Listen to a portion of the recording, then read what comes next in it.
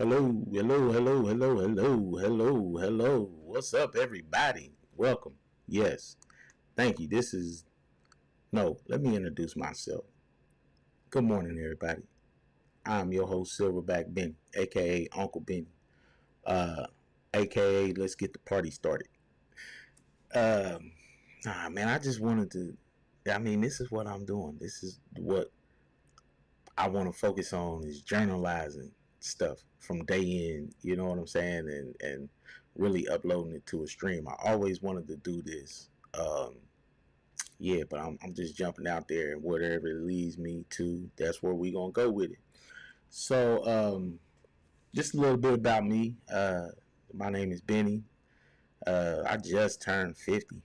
Not even a month ago. Actually, a month to tomorrow. And I kind of feel better than I have ever before in life. Uh, actually, I try to take care as good a care of my body as I can. Um, but what I learned throughout the course of life is that stressing and being concerned with a lot of stuff that don't really concern you is that drive us to the grave earlier than anything. You know what I'm saying? And so I try to kind of refrain from stuff that stress me out. But I just wanted to start the channel, man, just to get some male masculinity back into the environment, man. You know what I'm saying? I was told when I was young, man, that there is no love like a masculine love, and I never really thought to really understand it because I always grew up with my mother and my mom's household. You know what I'm saying? And all in our community, the mama is everything. You know what I'm saying? The beginning, the middle, and the end. You understand? But really, what we kind of coming to find out is that we didn't appreciate the love that a masculine love gives. You know what I'm saying? We don't appreciate the direction that a masculine love provides. We don't appreciate um, the energy that masculinity provides. But we wanted to protect us, but in our culture, we not appreciating it as much. So for this right here, any and everything that I do, whatever I say, however I say, it's gonna come from a masculine perspective, but it's gonna come from a perspective of love. Um, I'm not one of these people that's gonna get on here and be corporate etiquette with you. There's gonna be times when I pop my shit. It just is what it is, and my language gonna be what it is. I'm not changing it. No. Um, that being said, uh, just pay attention to my content. Pay attention to um, pay attention to the message. Pay attention to what I'm saying. Because I'm gonna throw some of them words in. I come from that's the environment that I come from. A lot of times that's the people that I'm speaking to. So I want them to understand me clearly. You have to put emphasis on it. I'm not gonna be on here cussing like a sailor, but sometimes it is what it is. It's gonna fly out. I don't care. But yeah, another little bit about me is I'm a single dad. Uh, I'm a girl dad. I got two daughters. One is old and grown and married and about to have another daughter. My other daughter is my baby girl. She's 14 years old. I have custody of her. Me and her mom do a real good job of co-parenting. But single parenting is, when you doing it, you singly doing it. You know what I'm saying? Her mom do what she do. You know what I'm saying? My daughter's at her mom's house right now. She loved being at home, but I'm not going to neglect her from going to her mother's house. She need her mother. You know, a lot of times our sisters don't be feeling the same way about us, and that's why a lot of the little brothers is in the situation they in. They lead with their emotions. Masculinity don't allow no man to lead with no emotions. Lead with logic. And so, I understand that as a man, you know what I'm saying. It's certain things that I want to teach my daughter, but I also know that she's a woman as well. So she need that tender and love from her mom. It's a balance, and that's something that we have lost as a culture. The balance of what the male-woman relationship is. So we bringing that back. We have a whole lot of, femininity being thrown up in our face from day to day, all day long. Matter of fact, I done got to deleting, erasing people off of my Facebook because every time you look up, it ain't nothing but ass popping up on your stories, first thing on the screen. And it's like, nah, bro, we getting sick of this. I'm not trying to see everybody's ass. I don't even care about seeing no woman's ass for real. Like that, my woman, yeah, but just that ain't no cat call for no real man. We don't care about that. We need to see where your heart, character, and integrity is. You know what I'm saying? So a little bit enough. That's probably enough of the ranting and raving and stuff like that. I want to start off with getting the motivation out. Just getting the message out.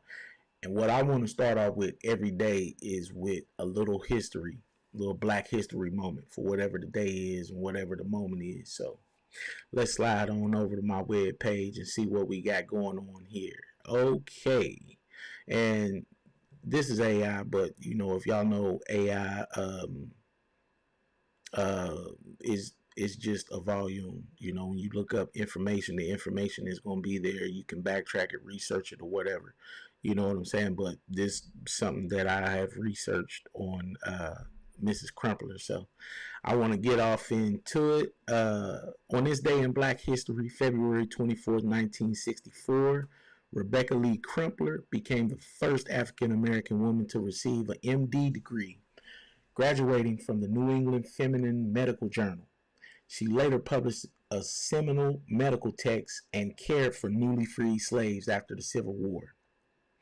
Other notable events on February 23rd include 1986, Ronald Reagan formally recognized February 1986 as National Black African American History Month. One quote on that I do want to add, because these are historical facts. It just is what it is. Ronald Reagan was a white Republican president that formally recognized February 1986 as National Black African American History Month. So I just want to let y'all know I grew up in the Reagan era. It was a lot of things that I didn't like about that, but when we have to, we got to call spade a spade, or call balls and strikes. If the man done something and we have to recognize it, we got to recognize it. You know what I'm saying? So, that, kudos Ronald Reagan for doing that. It's on us to keep it moving. You know what I'm saying? 2020, NASA mathematician Katherine Johnson passed away at the age of 101, recognized for her critical calculations in early U.S. manned space flights. Okay, let's come back over here for a minute. Right here, I want y'all's attention. Let me explain something to you. I graduated from West Virginia State University. That is so it was originally a HBCU, historically Black College and University. That is Miss Katherine Johnson's alma mater.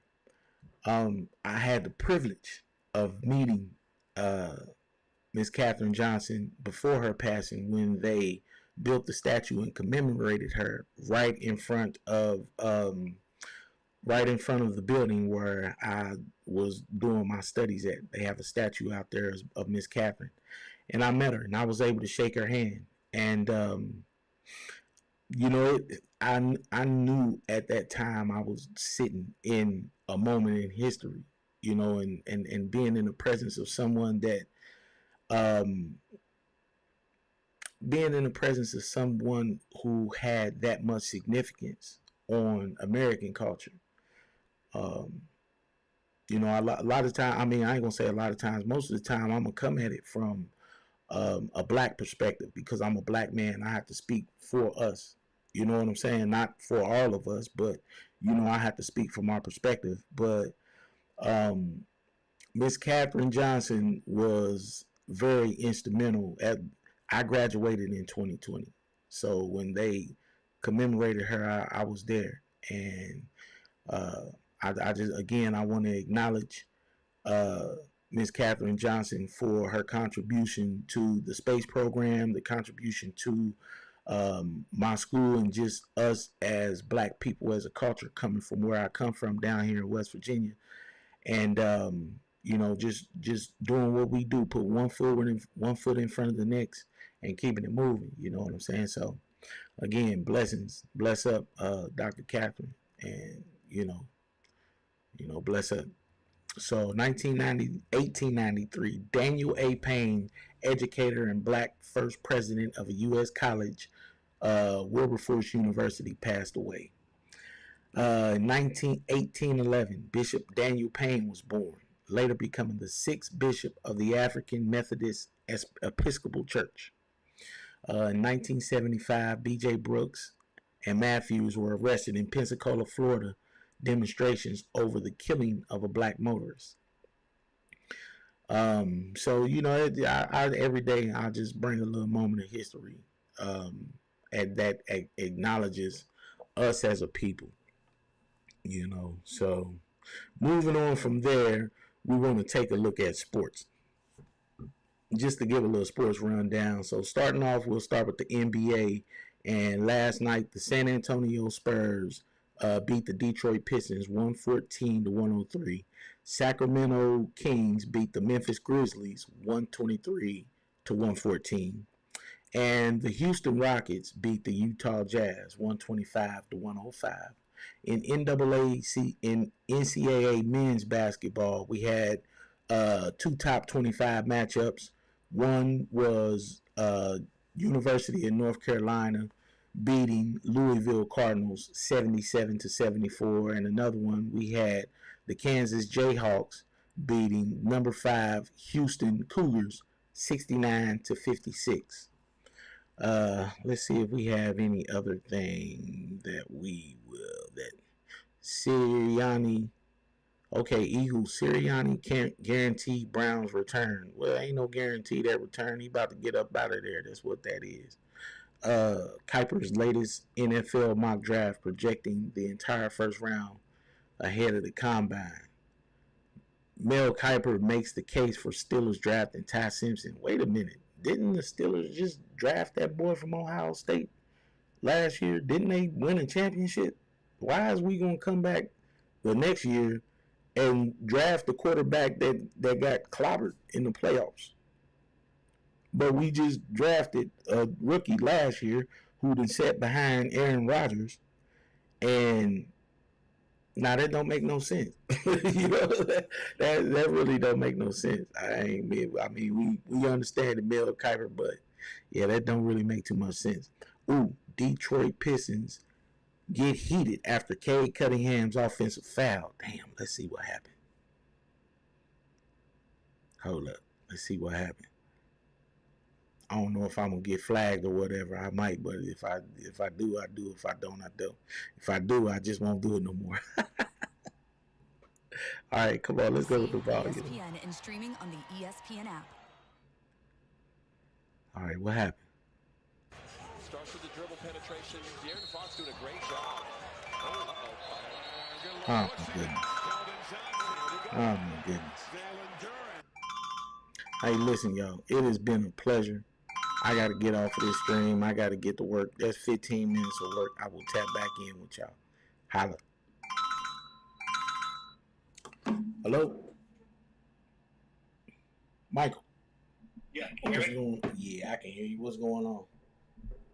I just wanted to get with you because I don't think I have all your jobs in our productions tracker, so I want to make sure you're being represented properly. Okay, that's cool.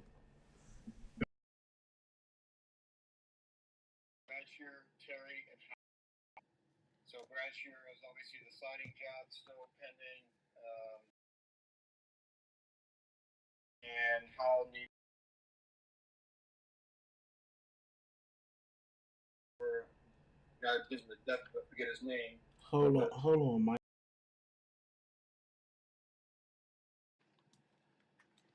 Let me pull up my.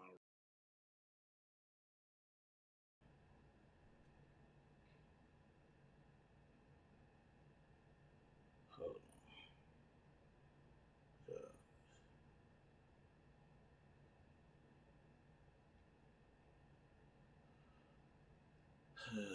Let's see here. Okay, then you said who did you say again, Jim? All I have are 3 jobs for you, and that's not right. So I have Brad Shear, Terry, and Hal. Brad Shear. I don't know how Brad Shear got on there. What's Brad Shear doing? Well, she still wants her siding done. Yeah, she wants her siding done. Yeah. But she told me she's not ready for that yet. Okay, She's still having some work done in her house. So, let me back up and kind of tell you what I'm doing. Okay. So we have a call on Fridays, and these guys, Manny and Butch and Nathan, are supposed to come prepared to talk about new jobs that are sold, productions that are contracts that are signed. Excuse me. Okay. And then let's start scheduling jobs out. Whether something needs ordered, whether it needs put in built, or whether dumpsters need to be dropped, assigning project managers to them, etc. Okay. So, and then I have a spreadsheet that pretty much houses all that information. Right. So, like if I do a sort on sales consultants, I just have you that have 3 jobs in that production. In that production spreadsheet. So it doesn't mean things are being built. There's specific statuses. Like right now for Brad Shear, I just have siding needs ordered. Terry, that's the one issue that we're not ready to move forward with her yet. She's not ready to move forward. Yeah, and that's the conversation that you should be having with Butch, because when he's on the call on Friday, he can say, yeah, Brad Shear's probably not going to happen until May or June, but I make a note and we move on. Okay. So I don't need an update necessarily on where we are in the status of this. I'll get with Butch on this stuff, but what I need to know from you is, I know that you have more than 3 customers that are in your queue right now. Right. Now say the other 2 names for me again. Terry and Huntington. Joyce Terry, yeah, she needs to get done. Matter of fact, I got to call Joyce because she was leaving at the end of February, she's going to South Carolina for a week or so, I think. So I'm gonna have to go down and see her today. Yeah. So for my job status, I just have material needs ordered. So so I know it hasn't been scheduled yet. So I gotta get with Butch on when they're gonna order it. Right. And then the other one I had was your boy, Mr. Hal. Mr. Jim Hill. Jim Hill. Hill, yep. So he's scheduled, he needs to be scheduled. Materials on the ground. Yeah, the material. Well, they rescheduled him for Friday. I talked with Butch about that yesterday. I went over and talked with Jim. He said, they're having his mom's funeral on Thursday. So I was telling him that Wednesday and Thursday, Tuesday and Wednesday will be kind of tight because we're trying to do the job in Huntington tomorrow. So he said it probably would be better for us to wait on Friday.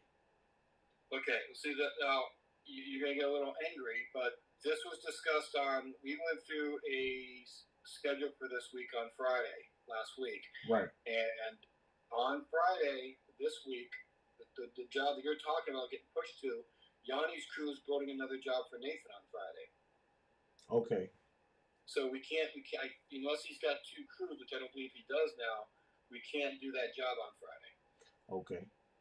So that that's part of the communication that's not being pushed out to everybody. Okay.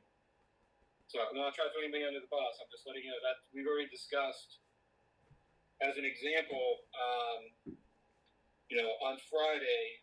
I was told that Jim was going to be pushed to not this week, but the following week because there's something going on with him. I don't remember the actual issue. No, Friday the job was supposed to get done Saturday, but we were pushing it back until Tuesday today because of his mom's situation. But with the weather being what it is, still, we're not gonna have enough time to really finish that job. Because it's also a full redeck, and we're also doing the garage portion as well. Okay. So this is a pretty big job. Okay. Well, I've already sent a note out to everybody this morning about the communication, the expectations for our Friday meetings. It doesn't really involve you, but you shouldn't be telling me on Monday that Hale is scheduled for Tuesday, because Hale was never scheduled on Tuesday when we went through production on Friday. Right. So there's a bit of a disconnect here. So, and I'll fix the issue that happens with the production team and the communication piece. Okay. But in the meantime, I just want to make sure I have all my jobs. Right. Yeah, because I know I don't, because the job that's being built, I think a dumpster's being dropped off today because of the W. I don't even have that job in my production sheet. Which one? The one in Huntington, Wellerman. Yeah. Wellman. Oh no, I forget the name of it because of the W. Wellman. We're not really supposed to have no dumpster with that, because that's just a layover. Well, if you look in nobody was tagged in it, but inside of the calendar is a dumpster drop off today. Let me see. Let me check it out. Dumpster drop. Rugby Road. That is Miss Trump. He probably was picking that dumpster up for that one. And this one, David Schoolcraft. They're probably picking that dumpster up too. Because so when I looked at it this morning, it had the address for Welland, whatever the guy you just mentioned. No, this is 86 Wellington Way. That's the address. The name is David Schoolcraft. Yeah, that something was changed. I'm positive because okay. So what's the name of the customer that you have? Welland. You talking about Wellman, David Wellman. Wellman, W-E-L-L-M-A-N? Yes. I think it's Wellerman, David Wellerman. Let me see. I think it's David Wellerman. David Schoolcraft, Wellerman. Where is Wellerman? Wellerman, 2712 First Avenue, Huntington, West Virginia.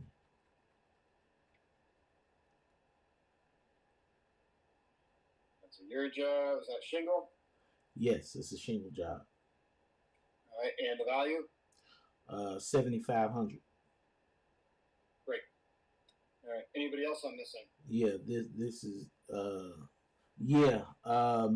okay, so you got Wellerman, you got Jim Hale. We have Matt Curry on 2 properties. Great. One is 303 69th Street, Southeast Charleston. And the other one is 305 69th Street, Charleston. Both of these properties are side by side. One is a 2-story, one is a 1 level, but they're not very big. And I was trying to line these jobs up together. Makes sense. Yeah. All right, 1 second here. So that's you said the second address was 305? Yeah, 303 and 305 69th Street. Yes. Okay. On the 303 jobs, that shingle? 303 is shingle, yes. They're both shingle. And value? And the value? Of 303 is $9,500.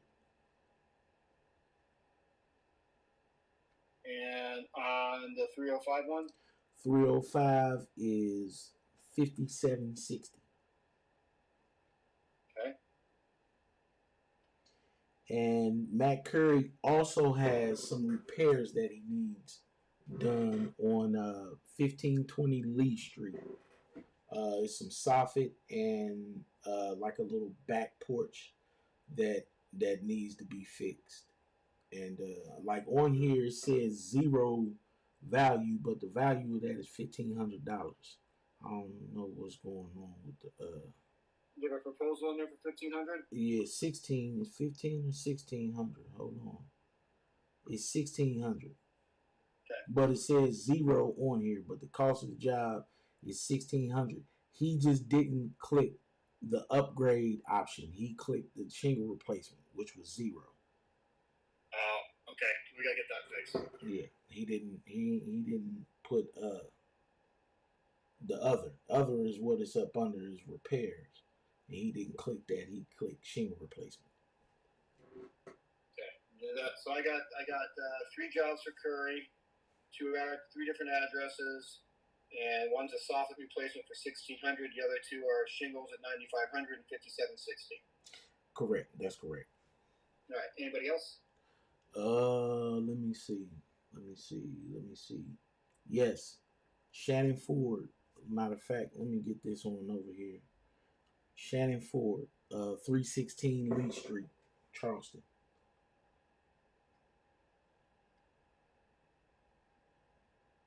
Shingle? Shingle, correct, yes. Value?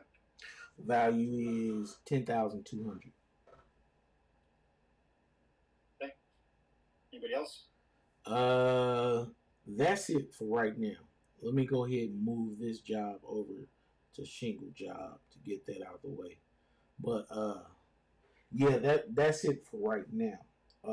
I think that these 3 jobs that I have ready to sign for this week, I don't really think that I'm gonna put those in production right now. Me and Bush got to go up here to back to Canal City to look at